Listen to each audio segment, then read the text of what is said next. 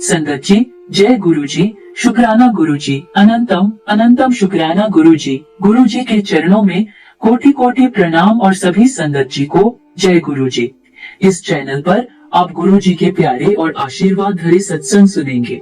गुरु जी की आशीर्वाद लेने के लिए डिवाइन सत्संग विद गुरु जी चैनल को सब्सक्राइब करें और बेल आइकन को दबाना ना भूलें, ताकि नए सत्संग का नोटिफिकेशन मिल सके और आप जल्दी से जाकर सुन सके। तो चलिए संगत जी, आज का सत्संग हम शुरू करते हैं। पहले हम गुरु जी का मंत्र जाप करेंगे। ओम नमः शिवाय। शिव जी सदा सहाय। ओम नमः शिवाय। गुरु जी सदा सहाय। जय गुरु जी, शुक्राना गुरु जी। संगत जी, आज के सत्संग को पूरा ध्यान से सुनना है, क्योंकि इसमें गुरु जी ने आपके लिए महत्वपूर्ण बातें कही होंगी। आइए हम सत्संग की शुरुआत करते हैं। जय गुरु जी। संगत जी, आज मैं आपके साथ अपना एक सत्संग शेयर करने जा रही हूँ। संगत जी, गुरु जी के साथ हमारी जर्नी शुरू हुई 2015। 2014 में मेरी मम्मी ने गुरु जी के मंदिर में जाना शुरू किया और 2015 में मम्मी ने बोला कि गुरु जी के मंदिर में दर्शन के लिए जाना है। तो मम्मी की बात मान के हम सब गुरु जी के मंदिर दर्शन के लिए गए, आगरा मंदिर दर्शन के लिए गए। तो रिटर्न आए, कुछ ऐसी फीलिंग नहीं थी, कोई ऐसा भाव नहीं था, लेकिन ये था कि गुरु जी के मंदिर दोबारा जाना है, बार बार जाना है। और गुरु जी का बुलावा आता रहा। हम लोग गुरु जी के कभी आगरा मंदिर, गुरु जी ने हमें अपने छतरपुर बड़े मंदिर दर्शन के लिए बुलाया, मुंबई मंदिर, इस तरह से सिलसिला चलता रहा। गुरु जी का बुलावा आता रहा, हम गुरु जी के दर्शनों के लिए जाते रहे। संगत जी, सब कुछ अच्छे से चल रहा था, बहुत अच्छे से लाइफ चल रही थी। सितंबर 2021 मेरे husband lost his job due to some reasons. तो उसके बाद लाइफ में काफी बड़ा चेंजेस आया। क्या हो रहा था संगत जी, गणपति का दिन था। मेरे घर 1.5 दिन के गणपति बैठते हैं, तो हमें गणपति जी का वेलकम करना था। जिस दिन गणपति जी का दिन था, उसी दिन मेरे हस्बैंड का जॉब गया था। उस दिन उनका लास्ट डे ऑफ वर्किंग था इन हिज कंपनी। तो हमने गणपति जी का वेलकम किया। गणपति जी को बोला, भाई गणपति जी, इस बार हम आपका उतने अच्छे मन से वेलकम नहीं कर पाएंगे, क्योंकि मन तो खराब था। तो इसके लिए गणपति जी, मतलब हमने उनका पूरा पूजा पाठ किया, सब विधि के साथ किया। गणपति जी का अच्छे से वेलकम हुआ, पूरा दिन निकला। नाइट में जब मैं गणपति जी को माथा टेक रही थी, तब मैंने देखा गणपति जी का जो मूर्ति थी, उसका जो सिर था वो हमारे बेडरूम की तरफ हल्का सा घुमा हुआ था, मतलब अंदर की साइड उनका फेस घुमा हुआ था। तो मुझे लगा मेरा कुछ वहम है। तो मैंने अपने हस्बैंड से बोला, अपनी बेटी से बोला कि एक बार देखो भाई, मुझे कुछ चेंजेस लग रहा है मूर्ति में। तो उन दोनों ने देखा, मॉर्निंग की फोटो से मैच किया नाइट की मूर्ति को, तो सच में मूर्ति में कुछ चेंजेस लगा, लेकिन हमने उसमें ज्यादा कुछ रिएक्ट नहीं किया। मॉर्निंग में, उसी दिन मॉर्निंग में मुझे गुरुजी का मैसेज आया था कि मैं तेरे घर आऊंगा और कुछ निशानी छोड़ के जाऊंगा। तो जय गुरु जी। तो अब ये गुरुजी की क्या लीला थी, गुरुजी जाने। तो हमने मतलब गणपति जी को हाथ जोड़ा, माथा टेका, गुरुजी के स्वरूप के आगे माथा टेका और हम लोग सो गए। दूसरे दिन, 1.5 दिन का, जैसे मैंने बोला, गणपति जी का विसर्जन रहता है। तो दूसरे दिन विसर्जन का दिन था। मेरे घर गणपति जी के नेक्स्ट डे 1.5 दिन का जब विसर्जन होता है, तब कथा हवन सब रहता है। तो पंडित जी के आने का समय हो रहा था, मैं खाना बना रही थी। तो किचन में एक ही मन में ख्याल चल रहा था संगत जी कि आज विसर्जन नहीं करना है, आज विसर्जन नहीं होना चाहिए, यही मन में विचार चल रहा था। मैंने हस्बैंड को बोला कि आज विसर्जन नहीं करें, तो वो झट से मान गए। फिर मैंने पंडित जी से पूछा, पंडित जी आज अगर हम विसर्जन ना करें तो उन्होंने कहा आप कितने भी दिन गणपति जी को रख सकते हैं, आप 5 दिन रखिए, 7 दिन रखिए, 10 दिन रखिए, आपकी मर्जी है। तो हमने कहा ठीक है, कितने दिन रखना है ये बाद में देखते हैं, बट गणपति जी को हम आज विसर्जन नहीं करेंगे, आप कथा कीजिए, हवन कीजिए, विसर्जन विधि आज नहीं होगी। तो उसके बाद संगत जी विसर्जन विधि नहीं होगी करके पंडित जी ने अपना सब किया। और उन्होंने क्या देखा, हमारे घर में मैंने फल चढ़ाए थे गणपति जी को, तो उसमें एक कस्टर्ड एप्पल, सीताफल भी चढ़ाया था। तो वो जो सीताफल था संगत जी, उसके ना 2 पार्ट हो चुके थे। वो एकदम जो रहता ना कड़क वाला सीताफल वो था, लेकिन वो 2 पार्ट में डिवाइडेड था। वो चीज मैंने भी नहीं ध्यान दिया। पंडित जी ने ध्यान दिया और पंडित जी ने कहा आपके घर तो साक्षात भगवान आए। तो उसके बाद हम लोगों ने हवन किया, पूजा किया, कथा किया। पंडित जी के जाने के बाद वो सीताफल को मैंने उठाया और क्या देखती हूँ संगत जी, उस सीताफल में से 35% जो सीताफल था वो ऑलरेडी खाया हुआ है। मैंने मंदिर में सीड्स चेक किया, कोई भी सीड्स वहां नहीं था। और जो रिमेनिंग सीताफल था वो मैंने, मेरी बच्ची ने और मेरे हस्बैंड ने, हम तीनों ने खाया। संगत जी, उस सीताफल की जो खुशबू थी, आई कैन नॉट एक्सप्लेन। उस सीताफल का जो टेस्ट था, आई कैन नॉट एक्सप्लेन, वो एकदम अलग था, टेस्ट भी और खुशबू भी। जय गुरु जी। फिर अभी गणपति को जी का विसर्जन कब करना है, इस कंफ्यूजन में थे हम लोग। 5वें दिन सोचा तो पंडित जी ने बोला 5वें दिन नहीं करना है क्योंकि मंगलवार आया है, तो मंगलवार को गणपति जी का दिन होता है, आप विसर्जन मत करो। तो फिर मैंने छठे दिन गणपति जी के आगे बैठ के पूछा, भाई गणपति जी अब आप ही बताइए, आपका मतलब ये विसर्जन विधि, संगत जी विसर्जन विधि हम कब करें। तो गणपति जी ने, मैं गणपति जी के आगे बैठ गई।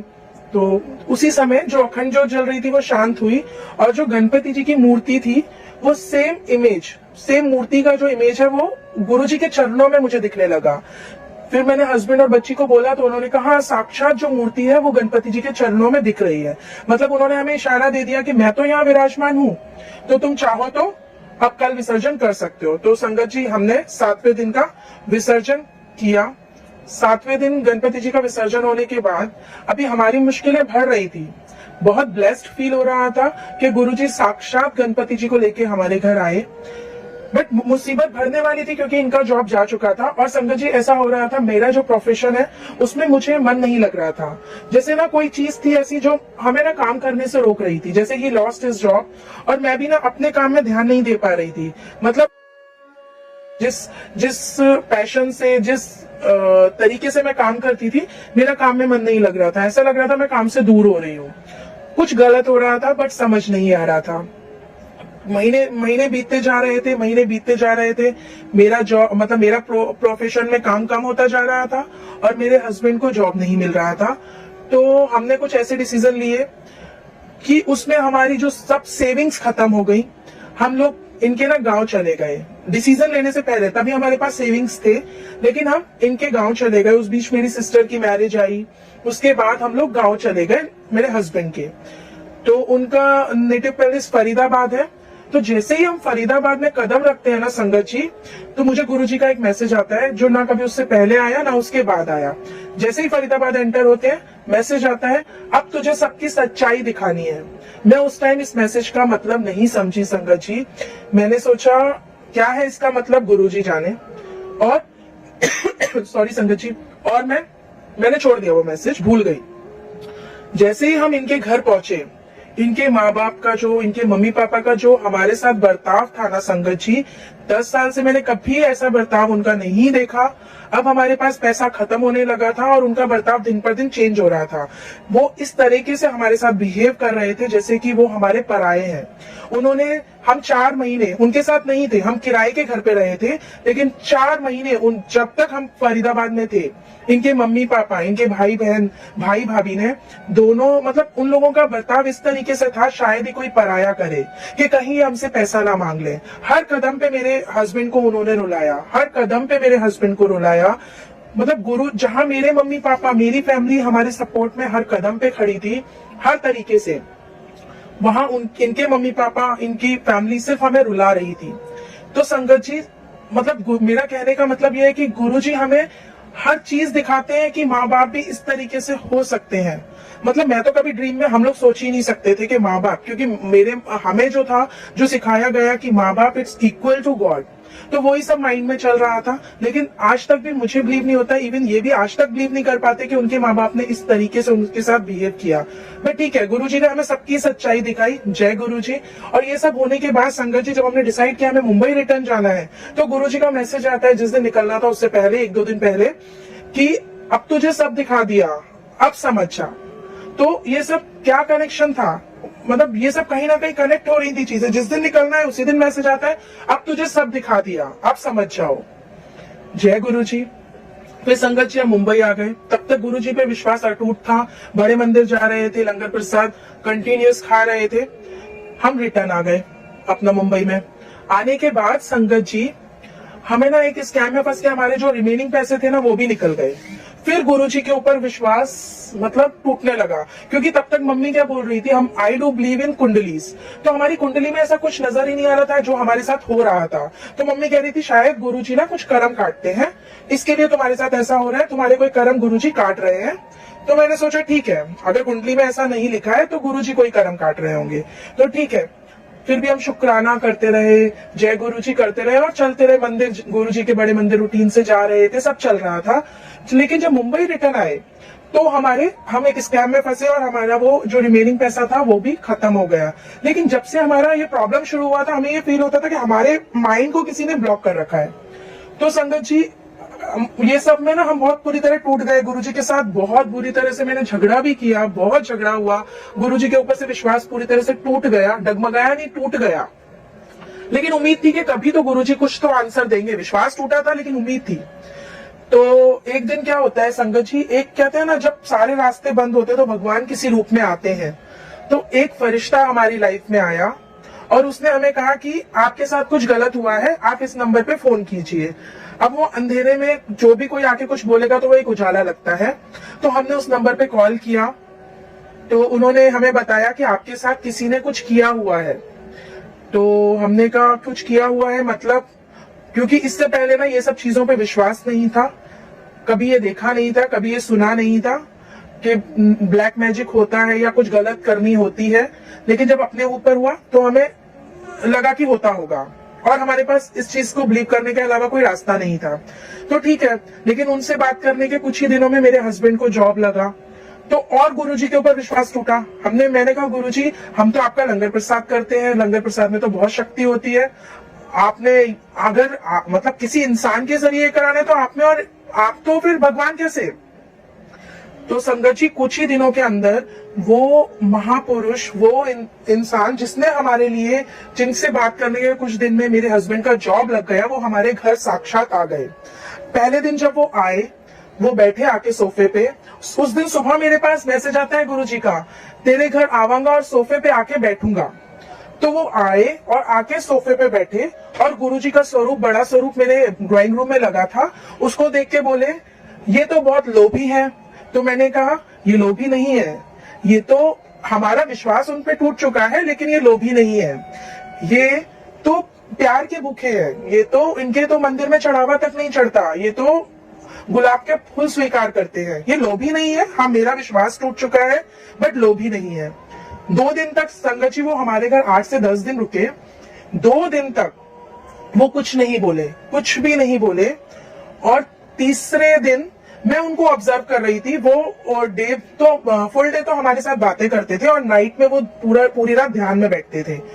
तो तीसरे दिन वो ना गुरुजी के स्वरूप में देखते थे और वो आंखों ही आंखों में कुछ तो बातें करते थे। तो मैंने तीसरे दिन, मुझे कंट्रोल नहीं हुआ, हिम्मत करके उनसे पूछा कि आप बताइए आप गुरुजी से क्या बातें करते हो। तो उन्होंने मुझे बताया कि तुम्हें पता है मैं यहाँ कैसे आया। तो मैंने कहा हमने फोन किया था इसके लिए आप आए। उन्होंने कहा नहीं, मुझे इन्होंने, मतलब गुरुजी के स्वरूप की तरफ हाथ करके उन्होंने बोला इन्होंने यहाँ बुलाया है। तो मैंने कहा क्यों, वो तो भगवान है, उन्होंने हमारे साथ बुरा क्यों किया, उन्होंने हमारे कर्मों को क्यों नहीं, मतलब जो भी हमारे साथ गलत किया गया था उन्होंने क्यों नहीं काटा। संगत जी उन्होंने हमारे सब सवालों का जवाब दिया। उन्होंने बोला कि जिस रूप में गुरुजी इस समय है उस रूप में वो ये सब चीजें नहीं काट सकते थे, इसके लिए उन्होंने साक्षात एक इंसान का रूप लेके वो हमारे घर आए।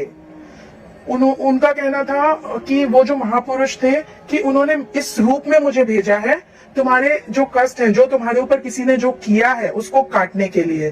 फिर उन्होंने मुझे बताया संगत जी, मुझे ना जब हमारे कष्ट चालू हुए थे ना, तब से ना मेरी हर एक चपाती में, मतलब चाहे मैं 10 चपाती बनाऊं तो 10 चपाती, 5 चपाती बनाऊं तो 5 चपाती, हर चपाती में चपाती के साइज के त्रिशूल दर्शन होते थे। और मैं नेट पे सर्च करती थी कि what is the meaning of त्रिशूल, क्योंकि ओम सुना था बट त्रिशूल इतने बड़े बड़े, उसका मतलब क्या है। तो उन्होंने बोला कि तुम्हें तुम्हारी चपाती में तुम्हारे कष्ट के दौरान त्रिशूल दर्शन होते थे? मैंने कहा हाँ होते थे। तो कह रहे उसका मतलब शूल। तुम्हारे साथ जो किया गया था वो इतना बुरा था कि तुम्हारी और तुम्हारे हस्बैंड की मौत हो जाए। और वो क्यों किया गया था, किसने किया था, उन्होंने हमें उसका नाम बताया। और क्यों किया था? क्योंकि हमारी सक्सेस को देख के वो जेलस हो रहे थे और जेलस में उन्होंने हमारा इतना बुरा किया। तो संगत जी उन्होंने बताया कि उस शूल का मतलब हमारी वो चीज को काटना, कम करना था। और उसको पूरी तरह से खत्म करने के लिए संगत जी, गुरु जी ने उन महापुरुष, उन सज्जन पुरुष को हमारे यहाँ भेजा। पर सच बोलूं, साक्षात गुरुजी हमारे घर आए थे। क्योंकि संगत जी जो हम सुनते थे कि गुरुजी सारा दिन संगत के साथ बैठते हैं, बातें करते हैं, रात भर ध्यान में बैठते हैं, मेरे घर वही सब चल रहा था। संगत जी वो फुल डे हमारे संग मस्ती करते थे, बैठते थे, बात करते थे और रात भर वो ध्यान में बैठते थे। और सुबह फिर मैं उनसे पूछती थी आज गुरुजी आए क्या, मतलब क्या चल रहा था वो मुझे भी नहीं पता। एक अलग ही फीलिंग थी संगत जी, एक अलग ही ऑरा था उनका, बहुत अलग था। जय गुरुजी, शुक्राना गुरुजी। मैंने गुरुजी से बहुत माफी मांगी। उन्होंने मुझे ये भी बताया कि तूने तो बहुत कड़वी लड़ाई की गुरुजी के साथ। तो मैंने कहा फिर गुरुजी मुझसे नाराज हो गए? तो उन्होंने बोला वो एक बार हाथ थामते हैं ना, वो किसी का हाथ छोड़ते नहीं, और तेरा हाथ थामा है उन्होंने, तभी तो आज मैं यहाँ हूँ तेरे घर। और सच में संगत जी, जब वो हमारे घर थे, हमारे घर आए, तब से आज तक हमारे सब कष्ट दूर हो गए। और संगत जी, पैसा आनी जानी चीज है, जिसने भी हमारा बुरा करना चाहा वो गुरुजी उनको देखेंगे, हम नहीं है इंसाफ करने वाले, वो गुरुजी करेंगे। लेकिन संगत जी, उन्होंने हमारा बुरा करना चाहा, लेकिन अनजाने में उन्होंने तो हमारे 7 जन्मों के कर्मों को काट दिया। और संगत जी, हमें एक ऐसी महापुरुष की सेवा करने का मौका मिला, साक्षात भगवान की सेवा करने का मौका मिला। जेलिस में उन्होंने अपना ही बुरा करा, क्योंकि उन्होंने अपने 7 जन्म बिगाड़ लिए। ये जन्म के साथ साथ अपने 7 जन्म बिगाड़े, अपने बच्चों के 7 जन्म बिगाड़े। तो संगत जी, किसी का बुरा करने का मत सोचो, सबका अच्छा करो। और सच में कहते हैं ना, जब मुसीबत होती है तो भगवान किसी भी रूप में आते हैं। सच में संगत जी, मेरे घर साक्षात गुरुजी किसी और रूप में आए और हमारे सारे कष्ट ले लिए। संगत जी, गुरुजी को ब्याह कर पाना, गुरुजी को के बारे में कुछ बोल पाना, उतनी हमारी हैसियत नहीं, उतनी हमारी औकात नहीं। बट गुरुजी ने मौका दिया, गुरुजी ने मुझे मौका दिया कि मैं आज ये सत्संग शेयर करूं, क्योंकि उन्होंने ही मुझे बोला था, गुरुजी का हुक्म है कि तुझे सत्संग शेयर करना है। संगत जी, मैं बोलना चाहूंगी शुक्राना गुरुजी, जय गुरुजी, जय जय गुरुजी, शुक्राना गुरुजी। मैंने तो मतलब संगत जी सब कुछ खो गया था, लेकिन गुरुजी को पा लिया, अब सब पा लिया। भगवान को साक्षात पा लिया, अब सब पा लिया। शुक्राना शुक्राना शुक्राना, अनंतम अनंतम अनंतम अनंतम अनंतम शुक्राना। जय गुरुजी, शुक्राना गुरुजी, लव यू गुरुजी, जय गुरुजी।